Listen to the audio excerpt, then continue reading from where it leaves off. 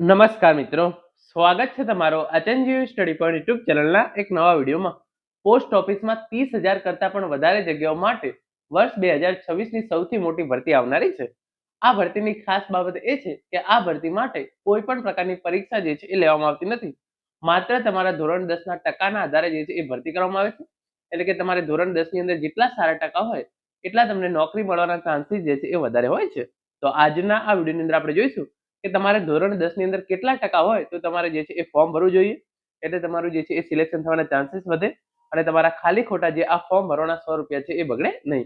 તો હવે શરૂ કરીએ આજનો આ વિડીયો. તો તમે જોઈ શકો છો, પોસ્ટ ઓફિસમાં સૌથી મોટી ભરતી 2026, 30,000 કરતાં પણ વધારે જગ્યાઓ માટે જે છે આ ભરતી આવનારી છે. ધોરણ 10માં કેટલા ટકા હોય તો ફોર્મ ભરાય. જો તમે એમને એમ ફોર્મ ભરી દેશો તો તમારા ખાલી ખોટા જે છે એ 100 રૂપિયા ફોર્મ બગડી જશે.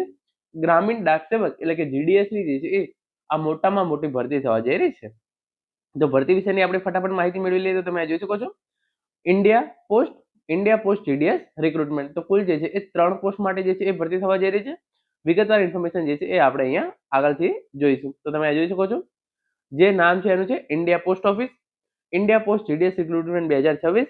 એની અંદર જે છે એ ગ્રામીણ ડાક સેવક, બ્રાન્ચ પોસ્ટ માસ્ટર અને આસિસ્ટન્ટ બ્રાન્ચ પોસ્ટ માસ્ટરની જે છે એ ભરતી થવા જઈ રહી છે. કુલ 30,000 કરતાં પણ વધારે જગ્યાઓ માટે જે છે એ ભરતી આવનારી છે.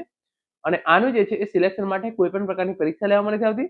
માત્ર તમારા ધોરણ 10ના ટકાના આધારે જે છે એ ભરતી કરવામાં આવે છે, જે આ ભરતીની સૌથી મોટી બાબત છે.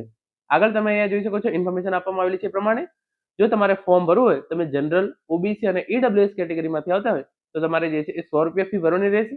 એસસી, એસટી, મહિલા ઉમેદવારો અને દિવ્યાંગ ઉમેદવારો છે એમને જે છે એ 100 રૂપિયા ફી ભરવાની રહેશે. તો જે એસસી, એસટી, મહિલા ઉમેદવારો અને દિવ્યાંગ ઉમેદવારો છે, તમારે માત્ર 50% આવેલા હોય તો પણ તમે જે છે એ ચોક્કસથી ફોર્મ ભરી દેજો. કારણ કે મહિલા ઉમેદવારો, એસસી ઉમેદવારો અને એસટી ઉમેદવારોને જે છે એ 1 પણ રૂપિયો જે છે એ ફી ભરવાની નથી. તો એમણે તો કમ્પલસરી ફોર્મ ભરવાનું જ છે. વાત રહી જનરલ, ઓબીસી અને ઈડબ્લ્યુએસ કેટેગરીના ઉમેદવારની, એમના માટે જે છે એ 100 રૂપિયા ફોર્મ ભરવાનું છે, 100 રૂપિયા ફી ભરવાની છે. એટલે એમને જે છે એ ખાસ ધ્યાન રાખવાનું છે કે એમને કેટલા ટકા હોય તો જ જે છે એ ફોર્મ ભરવું. તમારે કયા કયા ડોક્યુમેન્ટની જરૂર પડશે? મોબાઈલ નંબર, ઈમેલ આઈડી, આધાર નંબર, ધોરણ 10ની જે છે એ એક્ઝામની ડિટેલ્સ, તમારો ફોટોગ્રાફ અને સિગ્નેચર, આટલી ઇન્ફોર્મેશનની જે છે એ જરૂર પડશે. મોબાઈલ નંબર, ઈમેલ આઈડી, આધાર નંબર, ધોરણ 10ની માર્કશીટ, ફોટોગ્રાફ અને સિગ્નેચર, આટલાની જે છે એ જરૂર પડશે. એના પછી તમે જોઈ શકો છો તમને કેટલી જે છે એ સેલરી આપવામાં આવે છે. તો જે બ્રાન્ચ પોસ્ટ માસ્ટર હોય છે એનો પગાર જે છે એ ₹12,000 થી ₹29,380 જે છે એ વચ્ચે હોઈ શકે છે. જ્યારે એબીપીએમ એટલે કે આસિસ્ટન્ટ બ્રાન્ચ પોસ્ટ માસ્ટર અને ડાક સેવકનો પગાર ₹10,000 થી ₹24,470 વચ્ચે જે છે એ હોઈ શકે છે. તો આ સારામાં સારો પગાર કહી શકાય. જે પ્રમાણે અહીંયા જે છે એ 12,000 લખે છે, પરંતુ તમારા જે છે એ બધા પગાર મેળવી અને 20,000 થી 25,000 જેવો પગાર જે છે એ દર મહિને તમારા બેંક ખાતાની અંદર જમા કરવામાં આવશે. તો આ સારો પગાર છે, તમારે ચિંતા કરવાની જે છે એ જરૂર છે નહીં. વાત કરી લઈએ તો આના માટે જે છે એ પ્રમાણે લખ્યું છે પ્રમાણે તારીખ 20/1/2026 થી ઓનલાઈન ફોર્મ ભરવાના શરૂ થશે અને તારીખ 4/2/2026 સુધી તમે જે છે એ ઓનલાઈન ફોર્મ ભરી શકો છો. અને જે પહેલું ફેઝ છે એનું રિઝલ્ટ જે છે એ તારીખ 20/2/2026 ના રોજ જે છે એ જાહેર કરવામાં આવશે. તો જે આ ઓફિશિયલ પરિપત્ર છે એ પ્રમાણે 20 તારીખથી ફોર્મ ભરવાનું શરૂ થશે એવી ઇન્ફોર્મેશન જે છે એ અહીંયા આપવામાં આવેલી છે.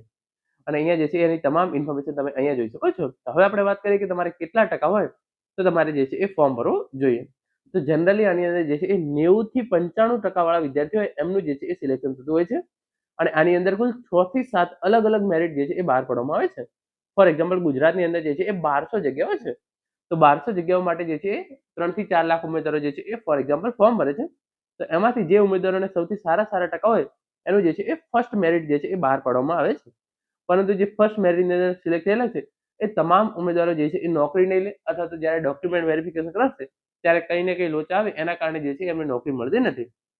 તો ફોર એક્ઝામ્પલ 1200 માંથી 400 ઉમેદવારો જે છે એ નોકરી લઈ લીધી અને જે છે એ બાકીની 800 જગ્યાઓ જે છે એ ખાલી પડી રહી. તો આ 800 બાકી રહેલી જગ્યાઓ માટે જે છે એ સેકન્ડ મેરિટ જે છે એ બહાર પાડવામાં આવશે. તો જે આ રીતે તમે જોઈ શકો છો, જેટલી પણ જગ્યાઓ ખાલી રહે એટલે પ્રમાણે જે છે એ સેકન્ડ મેરિટ બહાર પાડતું આવવામાં હોય છે. તો આ રીતે કુલ જે છે એ 6 થી 7 વખત જે છે એ મેરિટ લિસ્ટ પોસ્ટ ભરતી માટે જે છે એ બહાર પાડવામાં આવે છે. તો આની અંદર જે છે એ ઓછા ટકા હોય એમને પણ સિલેક્શન થવાના જે છે એ ચાન્સીસ વધે છે. તો પહેલા વાત કરી લઈએ મહિલા ઉમેદવારો માટે. તો જે મહિલા ઉમેદવારો છે, એસસી કેટેગરીની અને એસટી કેટેગરીના ઉમેદવારો છે, મહિલા ઉમેદવારો, એસસી કેટેગરી અને એસટી કેટેગરીના ઉમેદવારો છે, એમને જે છે એ 100% ફોર્મ ભરવાનું છે. એટલે કે જો તમારે નોકરીની જરૂર હોય તો તમારે 30% આવ્યા હોય, 30% તો નહીં આવે કોઈને, 40% આવ્યા હોય કે 50% આવ્યા હોય, તમારે જે છે એ ચોક્કસથી ફોર્મ ભરવાનું છે. દિવ્યાંગ ઉમેદવારોએ પણ જે છે એ ચોક્કસથી ફોર્મ ભરવાનું છે. તો મહિલા ઉમેદવારો, એસસી કેટેગરીના ઉમેદવારો, એસટી કેટેગરીના ઉમેદવારો અને દિવ્યાંગ ઉમેદવારો 40, 50, 60, 70, 80 કે 90 તમારે ગમે એટલા ટકા આવેલા હોય, તમારે પોસ્ટ ઓફિસ ભરતી માટે ચોક્કસથી જે છે એ ફોર્મ ભરવાનું છે. બાકી વાત રહી જનરલ કેટેગરીના ઉમેદવારો માટે, વાત રહી ઈડબ્લ્યુએસ કેટેગરીના ઉમેદવારો માટે અને ઓબીસી કેટેગરીના ઉમેદવારો માટે. તો એમને જે છે એ 6 થી 7 મેરિટ લિસ્ટ બહાર પાડવામાં આવે છે. તમારે ઓછામાં ઓછા 80% પ્લસ માર્ક્સ હોય તો જ તમારે જે છે એ ફોર્મ ભરવાનું છે. જો તમારા 80 થી ઓછા ટકા છે તો ચાન્સીસ જે છે એ બહુ જ ઓછા છે. તો તમે જનરલ કેટેગરી, ઈડબ્લ્યુએસ કેટેગરી અને ઓબીસી કેટેગરીના પુરુષ ઉમેદવાર હોય અને તમારે 80% કરતા વધારે આવેલા હોય તો તમે જે છે એ ચોક્કસથી આ ભરતી માટે જે છે એ ફોર્મ ભરી શકો છો. જનરલી સિલેક્શન તો 85+ વાળાનું થતું હોય છે, પરંતુ તમારા 80+ છે તો પણ તમારે જે છે એ ચાન્સીસ રહે છે. તો તમારે ધોરણ 10 ની અંદર 80% આવેલા હોય તો તમારે આ ભરતી માટે જે છે એ ચોક્કસથી ફોર્મ ભરી દેવું જોઈએ. તો મિત્રો આ હતો આજનો video. Thank you so much for watching.